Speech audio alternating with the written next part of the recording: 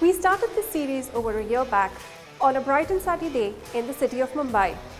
So far, you've seen us talk to various industry leaders, but from a customer's lens on how they have been driving their business priorities using automation and other emerging technologies as their key levers. But with the pace at which the things around us are changing, we're literally standing at the cusp of an intelligence revolution, as it's been called. Which is why we wanted to bring you an inside-out view about where the future might be headed. So we decided to flip the paradigm a little and talk to heads of some technology companies to see how they have been driving this technology agenda and what their vision for the future is.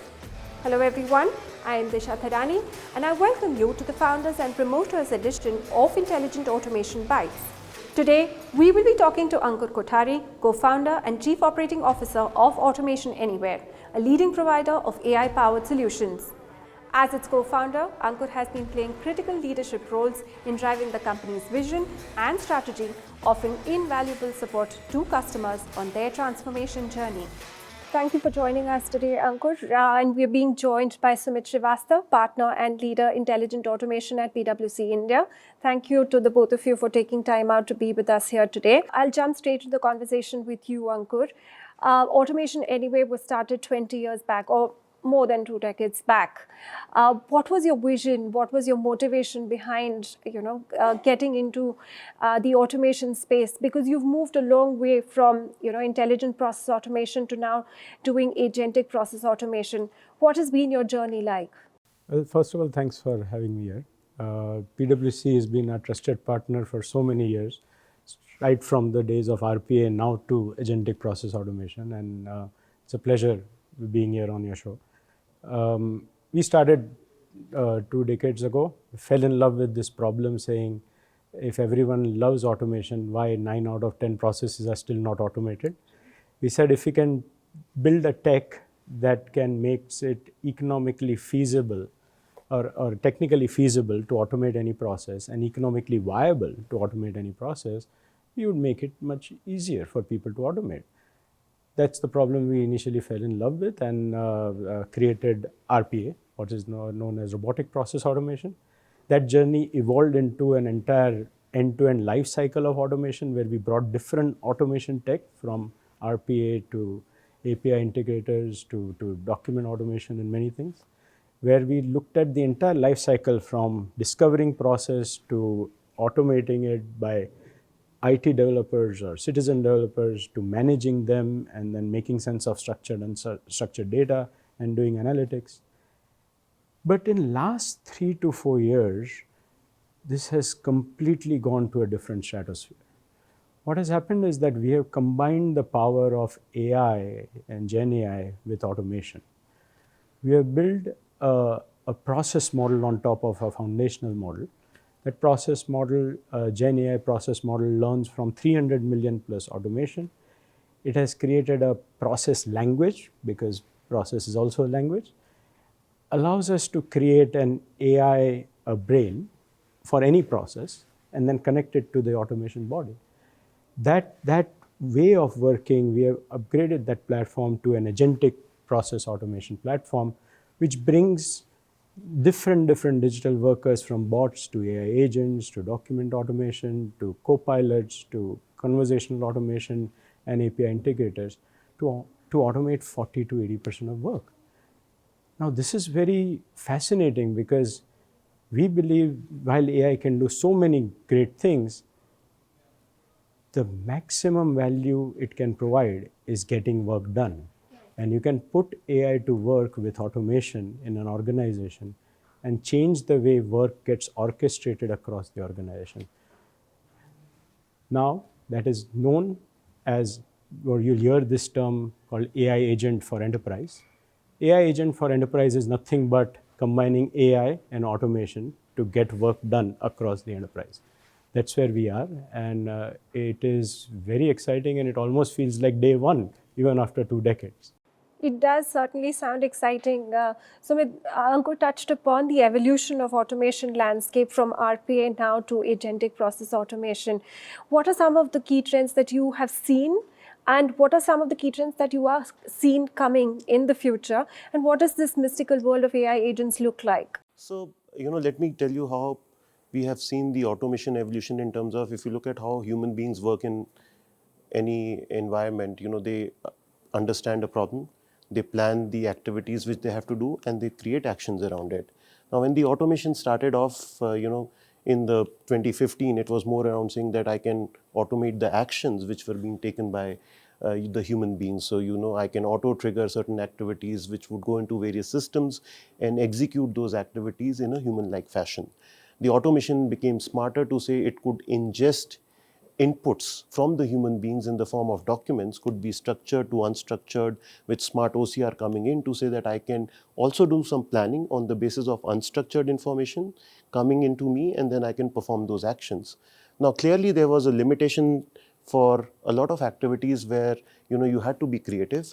The automations were becoming complex because you were looking at various scenarios and adjust your decisions on the basis of variable scenarios which were available to you. Now, with agentic coming in, what it does is, and especially 2 years back when LLMs started to come into play, I could bring in a large language model to have a much deeper understanding of any kind of questions which I had to put forward for a human being itself. So the understanding of the problem statement became much more vast.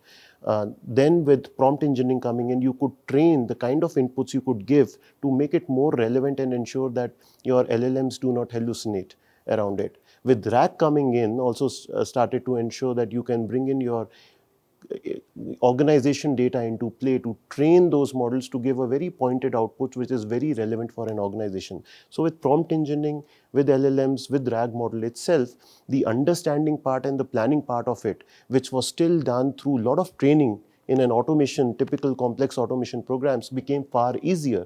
Anyhow, the actions were getting executed seamlessly with a lot of automations already into play.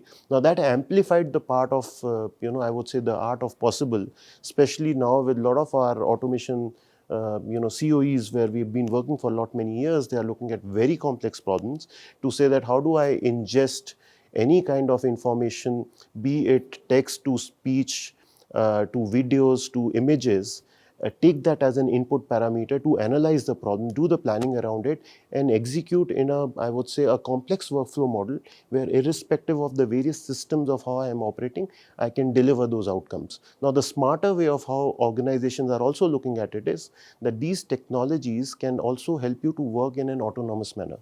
Where I'll give an example that, traditionally you would say that if there is a, request for an address change for a banking client for a credit card, and the person has relationships with the bank in the current and the savings account and has a loan as well, typically you will build an automation which will go and update that address in the card system. Now, with autonomous agents also coming there, they can first look at the legitimacy of that address change request and proactively go and do the address update in all the other systems to ensure I'm improving the customer experience. So with the current agentic automation wave, I think so everybody is relooking the art of possible of their automation programs and how they can make the impact of those programs much more wider from an enterprise perspective. I don't think I'll be wrong if I say that the world of AI agents and humans working alongside is not too far away, and probably the future is closer than ever. And on that thought, I'll come to you, Ankur. You've been working very closely with organizations to embed this technology within their landscape. What does it take for a successful implementation to be able to integrate these AI agents into the digital ecosystem? First of all, what's an AI agent, right? An AI agent is nothing but you're combining the power of AI and automation. Right. Almost think of it like combining a brain and a body to get real work done, right? Now, if you think from that perspective, we believe there are a lot of great things people are doing things with their AI. But the real questions we find enterprise asking is that where are the exponential results? How can I get exponential benefit to my business? When the whole Gen AI wave started, initially a team started doing some really interesting stuff like automating research and generating marketing content. That's all good, but how do I drive enterprise level impact to my business? How do I create a competitive advantage? We believe you can't do that with one application at a time. Not when 90 to 95% startups fail. You can't definitely do one vendor silo at a time when AI only works in that silo itself. And I don't think we can certainly get there with one person at a time. With user-specific Copilot, it just takes too long. What we think is to drive enterprise-level impact, you need a platform that can work across the enterprise, across all applications, that can stitch work across different applications. You need a process model that works on top of any foundational model. We have that process model that is trained on 300 million plus automation, so it's smart enough to understand how work gets done, right? These foundational models are exceptional at generating content. It takes it and converts it into something that allows an office worker exceptional at doing work. So you need that. You need to do these things in a secure and governed fashion. And AI needs to work for everyone. Everyone should be able to use, and not just data scientists. So when you combine all these things together, it allows you to create something that can drive an enterprise level impact and drive that change. With an AI agent, every professional can be a 10x professional. If you are in customer service, HR, IT, because it changes the way the work gets orchestrated. Some in an autonomous way, some in an assisted way, with a person brought into the loop to make the more important decision. But it allows us to do what we are good at and allows us to leverage these systems to kind of drive an exponential impact on the metrics your leadership cares about. It's very common, but it's there in our enterprise now. And people are leveraging it to do the things that were not possible before. Now you can start doing them. And then that's what I think. So Sumit was also saying that certain things, certain experiences were not possible to give to your customer before when you were just doing everything manually. This changes the game and it empowers everyone to deliver that level of experience or even top line or bottom line impact to your businesses.